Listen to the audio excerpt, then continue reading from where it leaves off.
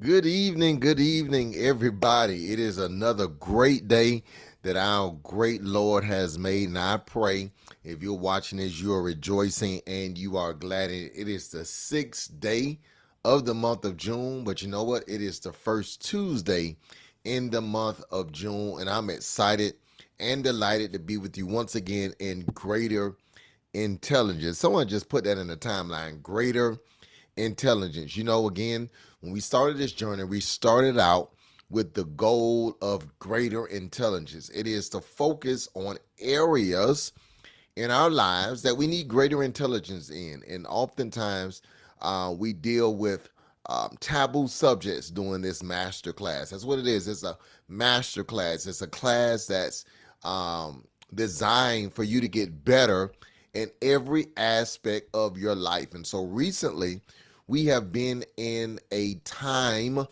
of emotional intelligence. But before we do that, let me not forget to tell you to like and share and to comment and let me know that you're in the room. I'm seeing you in the room already.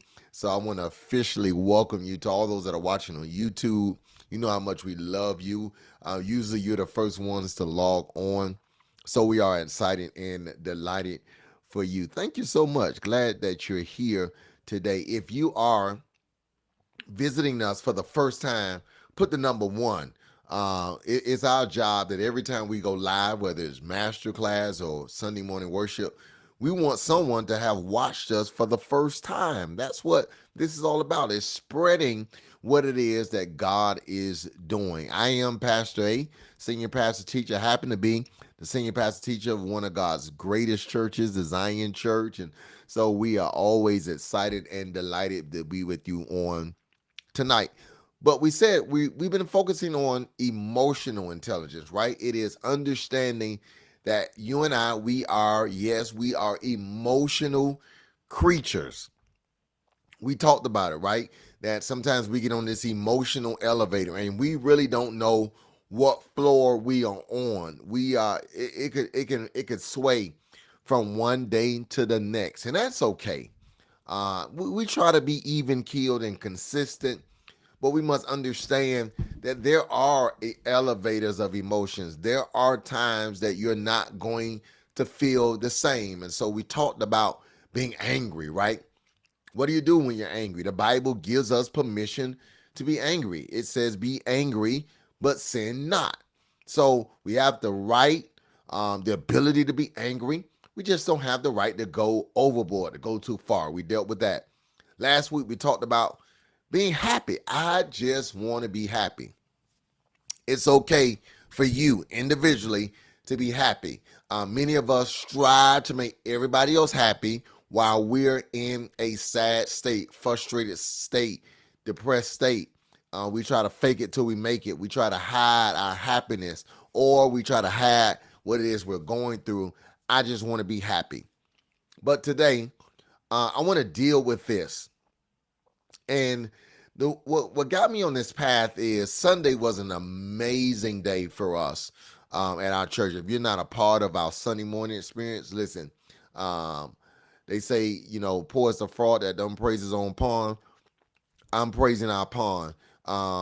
Every Sunday is an amazing Sunday, but this past Sunday was different because God literally arrested us with this question: how are these things possible? That was the question that arrested us on this Sunday. It's the question that we could not get off of, we couldn't move from, because many of us are wrestling with that which is impossible. We're trying to figure out how the impossible is going to be possible. Have you ever dealt with some impossibilities? You're trying to figure it out, and it's difficult. It's scary. It can be even frustrating at times, trying to figure out how I am encountering this impossibility, and I'm trying to figure out how is it that this impossibility is going to turn into the possibility. That is the mystery of many of our lives. That is what arrests us when we wake up in the morning. That's the question that we're trying to answer. And we dealt with that so much. It weighed heavy on our spirit. It flowed into our Tuesday morning prayer line. And I believe that this word tonight is going to put us in the first phase emotionally to get us to this area of possibility. All right. I believe that what we're going to talk about tonight, we're not going to be long. I promise you. Yeah, Pastor, you always said, no, I'm serious. But I believe that what we're going to talk about briefly tonight is going to put us in a posture to understanding that it is possible. Okay. But I want to deal with the text that puts us in that mind frame. I want to deal with the text that creates the pendulum of all of our emotions all at once. All right, here it is. Romans chapter 8, verse number 18. Here's what it says. For I consider that the present sufferings, or some translations say the sufferings of this present times, are not worth comparing with the glory that God will, somebody shout will, that God will reveal in us. For I consider that our present suffering, what we're going through now, what we're facing today, the problem that was given to us today, the diagnosis that we're dealing with today, is not worth comparing with the glory that God wants to reveal in us. What does that mean in layman terms? Whatever you're going through right now, whatever impossibility, difficulty, trial, tribulation that you're going through now, don't put a period where God wants to put a comma. Those things are not worthy to be compared to what God is getting ready to show you. Somebody shout, he's getting ready to show me. Don't allow what you're going through now to get in the way of what you're going to experience. Don't allow the present experience to rob you of what God has as a future experience. All right. So if I had to put a title on this, it would simply be this: the emotion of anticipation. The emotion of anticipation. Yeah, that emotion. Anticipation is a emotion. It is a emotion that puts us in a posture and a position to wait on God. To anticipate something is to know something is going to happen. You're waiting on it to happen. We're going to deal with this. You have a strong desire for it to happen. So you put yourself in a posture of anticipation. Yeah, you've asked for it. You believe you deserve it. It's been told to you. So now you anticipate it coming to pass. You anticipate, you're trying to figure out. You got to what? You know what's going to happen. But the anticipation that we wrestle with is the when it's going to happen. Oh God. We know what. We have the what. We know what we want. That's not the issue. We have the what. What is it? What is you want? You want the church? You want the healing? What is it that you want? We got that. That's not the issue. The issue is, how do I move to the what to knowing the when? That's what I want to know, God. I just want to know when. If I can get the when, I'll be okay.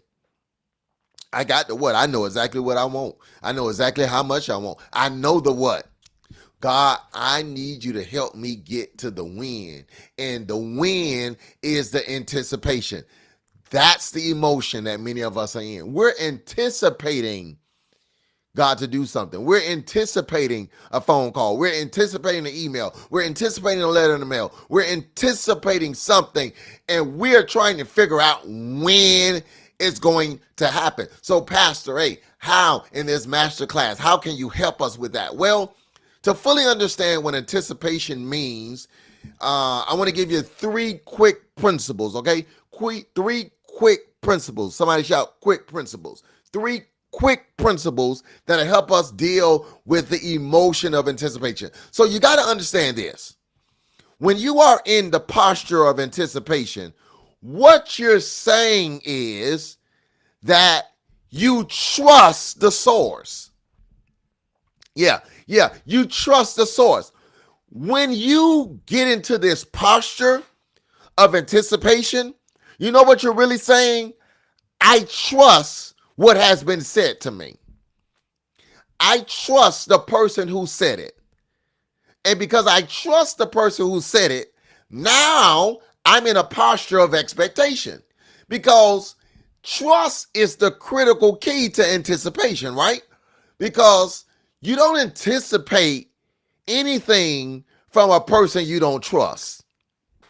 Teach, Pastor. So when it comes to our relationship with God, that's why God always has built our relationship with him on trust.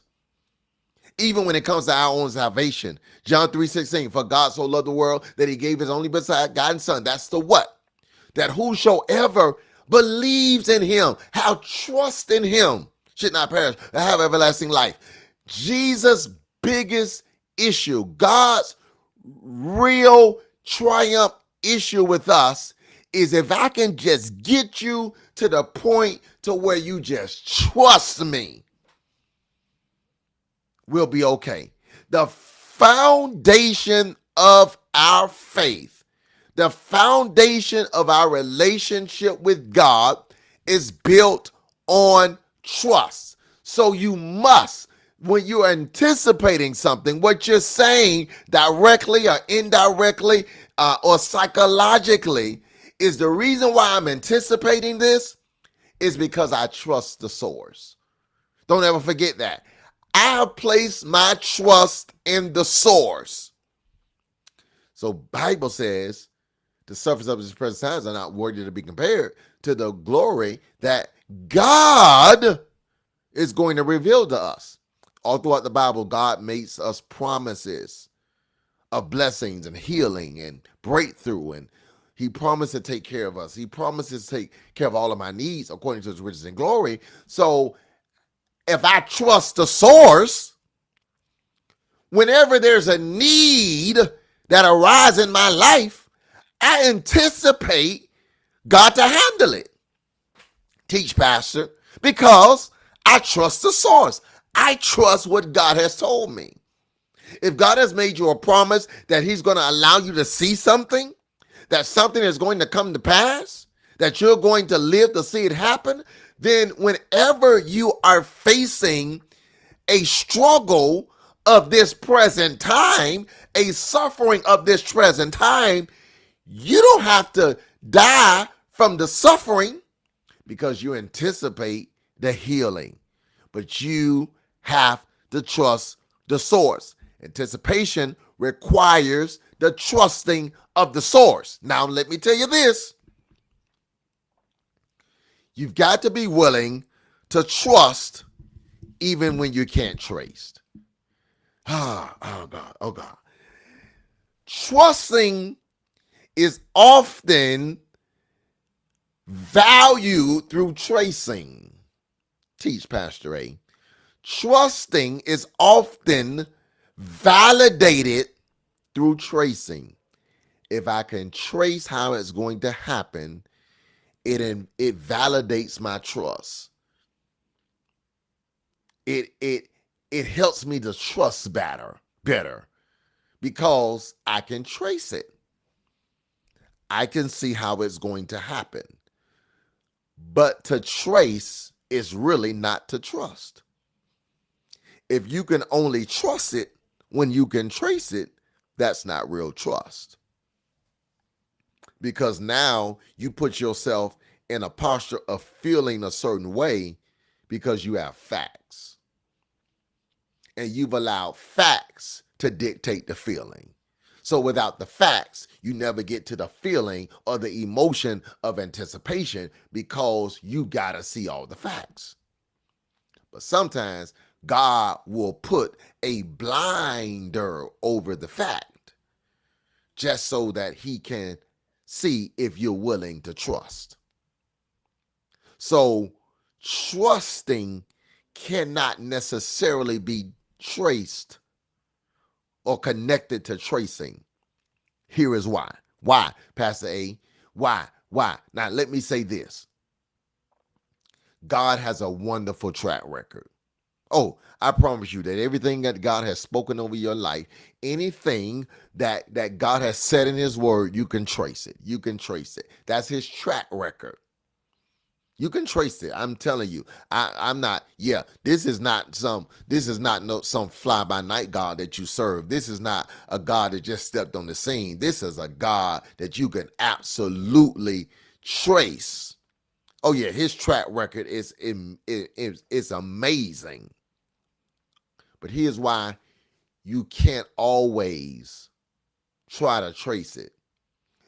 Because there are times that, I don't know who this word is for tonight. There are times that literally God wants to do something that's going to blow your mind. And it ain't going to blow your mind if you can track it. It's not going to blow your mind if you can trace it. It's not going to wow you if you have somebody to tell you what happened to them. God, teach tonight. What are you saying? What God is about to do cannot always be found on the resume of what he's done. You better teach this master class tonight. I'm trying, but y'all ain't liking and sharing. What God is about to do, you better write this down somewhere.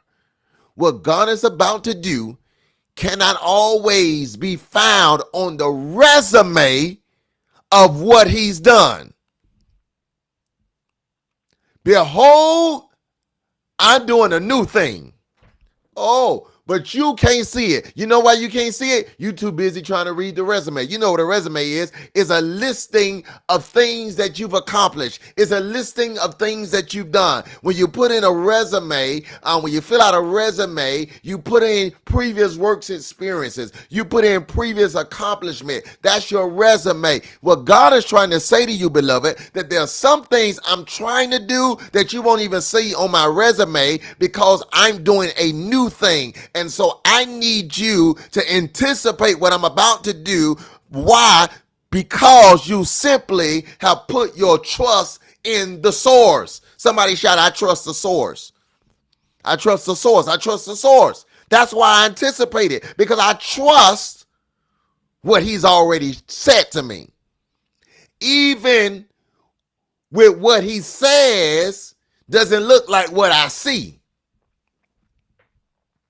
I trust the source, even when what he says doesn't look like what he sees, because I still trust the source.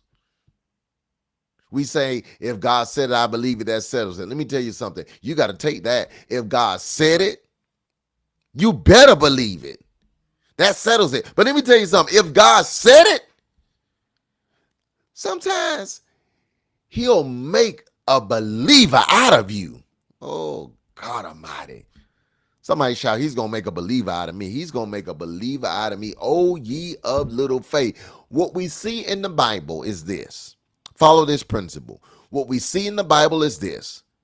There's one time in the Bible that Jesus says he could not perform miracles, right? Because of that lack of faith in him. When in Mark, when they said, well, he's just a carpenter's son. But many times in scripture, Jesus will say, oh, ye a little faith, why did you doubt? But yet do it anyway. Because there are many instances in our lives that God says, what I got to do now is I got to make a believer out of you. Because I need you on my team. I need you on my witness list. Oh, teach, Pastor. Because I need you on my witness list, I am going to make a believer out of you. I'm going to show you that the impossible can become possible even when you don't believe. But to fully stand in a state of anticipation, you got to be able to trust the source. That's why I anticipate it. I'm just waiting on God. I'm waiting on God because I trust the source. Somebody shout, I trust the source. I got to go. I trust the source. Why? Let's look at the next verse. Let's look at the next verse. I'm moving. Only got a few more minutes. For all the creation is waiting eagerly for the day for that future to be revealed. That God will reveal who is his children. Other translation says, all of creation is waiting in expectation. You know what real anticipation does? Real anticipation moves us to expectation. Anticipation moves us to expectation. Teach, Pastor. Anticipation moves us to expectation. To get, because why? Because sometimes anticipation, if it's not handled properly, can turn into anxiety. Y'all missing this master class. Your anticipation needs to move to expectation, and if not, if it doesn't move to expectation, anticipation will lead to anxiety. You know what anxiety is, right? It is to get nervous. It is to be scared. It is to be fearful. It is to get into a state of really wanting to give up because now anxiety has kicked in. You see people have anxiety attacks and they just out of nowhere, they can't function. They can't move. They can't breathe. They have a hard time just functioning because they're nervous. They're scared. They're panicking. But here's how you fully embrace anticipation. You fully embrace anticipation by moving into a posture of expectation, which means that your anxiety levels goes down because now I'm just expecting it to happen.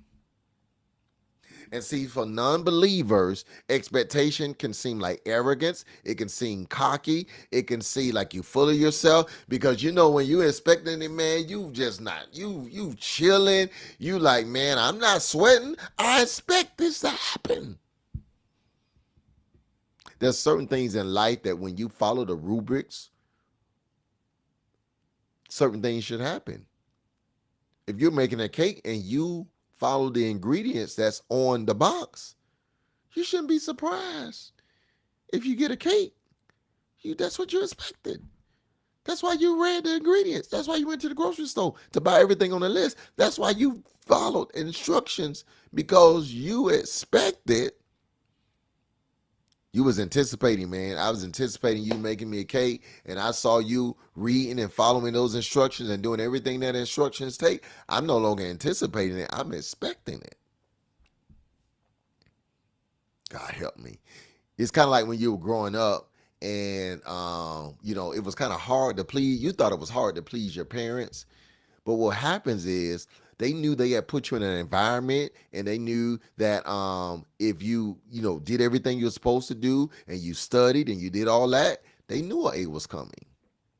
So they had, you gave them I got an A, and they were not excited as you were. No, why they wasn't excited?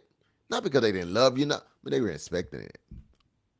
They were expecting it because they knew that this is the rubric to getting the A. So once you do what is necessary, then anticipation can move. See, you were anticipating it. You were kind of nervous about. They were expecting it. This emotion of anticipation requires a heavy dose of being able to trust the source. Gotta go. Somebody shout, trust the source. But also, when you're anticipating something, here's what else you need to know. You got to understand time and season. You got to understand time and season. Somebody shout time and season. Time and season. Time and season. Time and season. I anticipate something, but I got to have the intelligence of time and season. Right? I anticipate football is going to come back on. I anticipate that. I expect that. But football's not going to come on in June. Why? There's a time and a season for it. The Bible talks about it in Ecclesiastes. There's a time and a season for everything. So in the area of expectation, you're expecting God to heal. You're expecting God to move. You're expecting God to bless. You're anticipating it. You're waiting on it. But trust me, I know you don't want to hear this. There's a time or a season for it. It's on his calendar. You've got to understand time and season. In other words, you got to also trust the timing of it. God Almighty. There's some things God is going to do in his own time. I anticipate him doing it, but he's going to do it in his own time. And I'm telling you, when you're dealing with anticipation, that's the struggle, beloved. You're trying to get a grip on time and season. But there is a time and a season for it. There's winter season, fall season, summer season, spring season. But for the child of God, there's another season. What is it? Be not weary in well doing. For in, you guessed it, you might as well type it already. You know where I'm going. In due season, you shall reap if you faint not. Time and season. Time and season.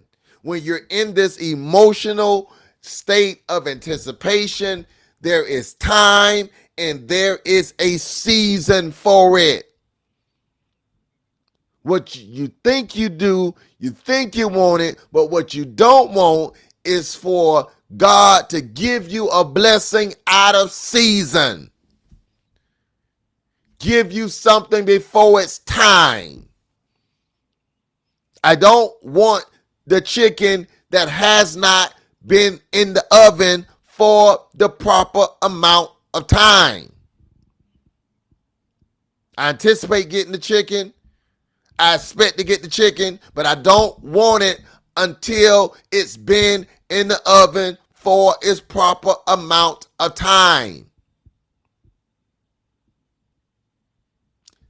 Don't be in a hurry to take the blessing out the oven. Somebody need to hear this tonight. There's a time for it. God's getting the resources together. God is pulling the team together. God is touching the heart of man. He's doing it for you. You got to trust the timing.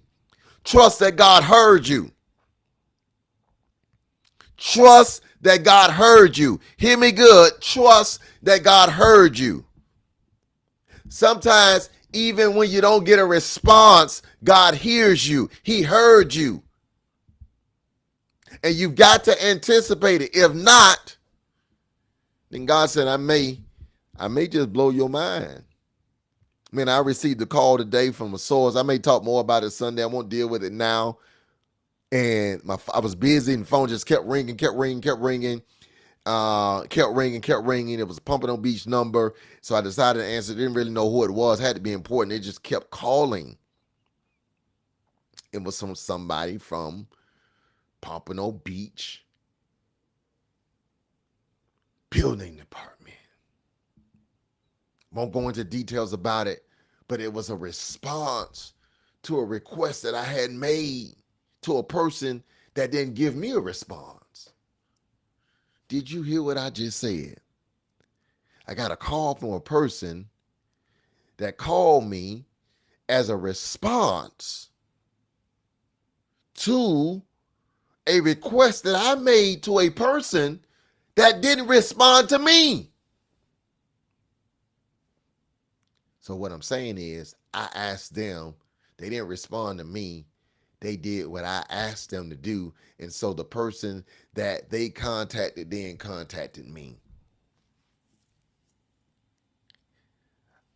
I'm here to tell you, just because you didn't get a reply does not mean you won't get a response.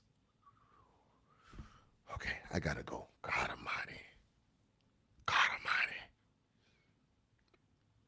God Almighty.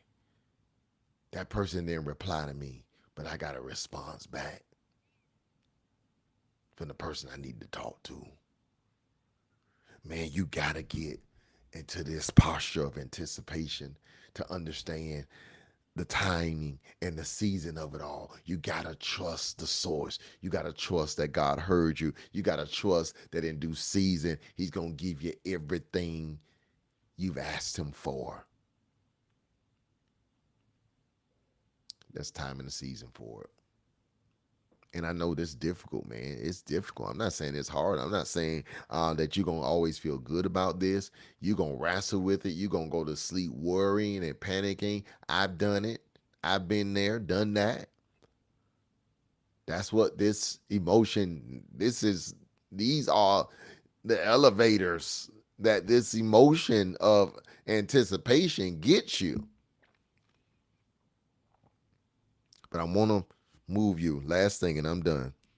I want to intentionally move you into a posture of anticipation that moves you into the realm of expectation.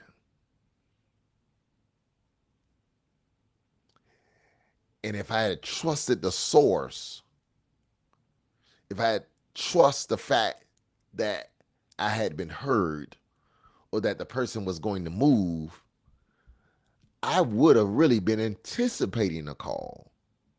Watch this. Because if I had anticipated the call, I wouldn't have ignored the first one.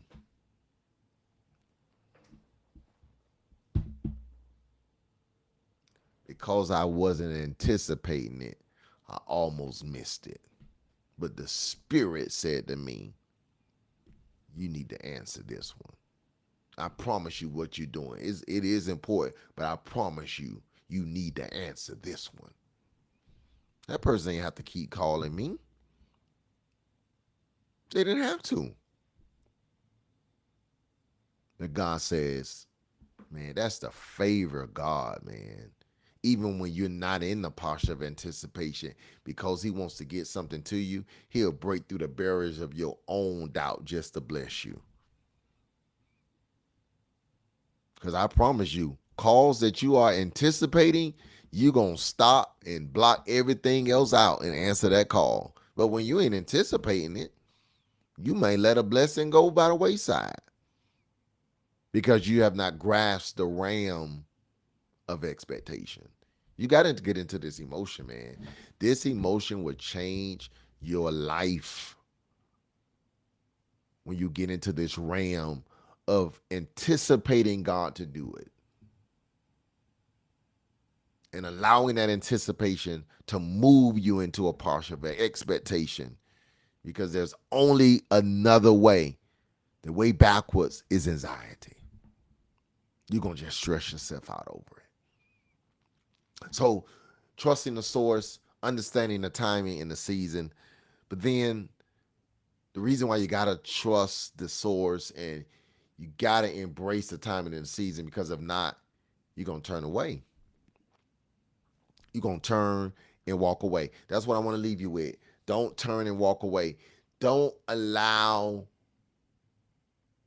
the wait time to cause you to back away from it. Because anticipation can easily turn into you walking away. I anticipate him being healed. I anticipate him being married. I anticipate this raise. I anticipate it. But the longer you wait, the more you just want to walk away from it. The longer you wait, the more you just kind of feel like, I better just live with this. So what happened to the man at the pool? After 38 years, first few years, he was anticipating being healed. He had been in that state so long, he kind of walked away mentally from the fact that I'm going to be healed. So when the Bible meets him, it's in John, I believe John chapter 5, when Jesus gets to him, even Jesus had to ask him, do you want to get better? He said, yeah, I kind of want to get better, but everybody keep jumping in front of me. And what he's saying is, I've seen this movie so much, I already know how it's going to end. So I'm no longer anticipating being healed. So I'm just going to stay paralyzed by this pool. I like to see the people walk by and I see other people getting healed, but I've lost my anticipation, so I no longer have expectation. I no longer have it. So I've really turned away from it. You can be there physically, but no longer there mentally because you turned away from it. You walked away from it. You're no longer listening to the doctor. You're no longer doing what they ask you to do. You've kind of given up on it because the anticipation of it happening has now died down. And that's what the enemy wants. He wants to take away your expectation. He wants to take away anticipation. He don't want you to anticipate. He don't want you to expect. He don't want you to put faith and confidence in it. And when he does that, he has you right where he wants you. But if you don't hear anything else I tell you tonight, as we prepare to close this master class tonight, we're right at the mark. I told her normally 40, 45 minutes. We're right at it. If you don't trust anything else I tell you tonight, believe me when I tell you, this is not the season for you to walk away. This is not the season for you to go in reverse. This is the season for you to go into a greater drive. Somebody shout a greater drive. I want you to get into the driver's seat of anticipation. I want you to get into the driver's seat of expectation, and I want you to ride it until the wheels fall off. You anticipate it until God calls you home. You expect it until God calls you home. I want you to get into the driver's seat of anticipation and ride it. Be not weary and well doing. For in due season, you shall reap if you don't faint. You shall reap if you don't faint. You shall reap if you don't faint. So the only reason why you won't reap is you fainted. You gave up. You threw in the towel. You forfeited. You walked away. That's the only way you're not going to get it. So what if I said the only way the church won't be built is if we walk away? If we don't walk away, it's going to get built. If we don't walk away, school's going to get started.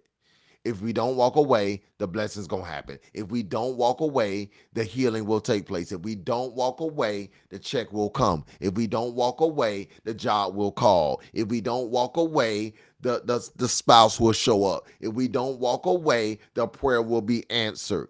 God says the only way you forfeit it is by fainting. You're forfeited by fainting. You keep pressing forward. God said, I'll bless you. I pray that this word was a blessing to you tonight. As always in this masterclass, it is our endeavor to empower you through the word of God. If we've done that tonight, just put in the timeline, I've been blessed. I've been blessed. Thank you so much, Charlotte. I've been blessed by today's word. Listen, as always, if you've been blessed by today's word, sow into this word. Tap into this atmosphere. I'm anticipating a move of God, and I cannot wait to see what God has in store for me. I'm anticipating, man. My anticipation has shifted to an area of expectation. I can't wait to see what God is getting ready to do. I want you to join us this summer, man. It's summer in Zion. Listen, it's dressed down. It's hot outside, so I want you to dress down and come join us. Yes, I am inviting you. I am inviting you to join us this summer throughout June, July, and August. So all of my men, if you're watching this right now, you know a man that's connected to Zion. Not long after this Zoom is going, this service is going to be over, you're going to see a link. So check your phones. You're going to see a link. I need for my men to sign this link. It's connected to Father's Day. Forgive us. We were supposed to do this on Sunday. Totally forgot. Blame me, but blame the Spirit. I need you to sign this link. It's going to take you 2 seconds. All we need is your name. That's it. That's all we need is your name. We need the correct spelling of your name. So our men, we're going to text it out. So if you're watching this, men, do it now. If you know a man that may be not watching it, but you're watching it, they're connected to our church. They got to be connected to our church now. make sure they sign it. We got a Father's Day blessing for them, and I want them to receive it. All right. Don't wait till Sunday. Sunday could possibly be too late. Okay. Do it now. Do it now for us. Do it now. Do it now. Do it now. Listen, I love you. May God continue to bless you and keep you is our prayer. We're going to try to pick up where we left off on Sunday with Sunday's message, but I don't know. Spirit may want to take control again. I love you, and don't forget, if you're in the emotion of anticipation, just hang on in there. Allow your anticipation to move you to a spirit of expectation. I pray to see you tomorrow night, perhaps for our lunchtime in the Lord, if our weather permits. We're going to do that. And so we never like to keep our singers in the rain. And so if we need to cancel it, we will. But we anticipate doing lunchtime in the Lord tomorrow. So we look forward to seeing you that time. If not, we'll see you on Sunday. God bless you. God keep you is our prayer. We hope to see you next time. Be blessed.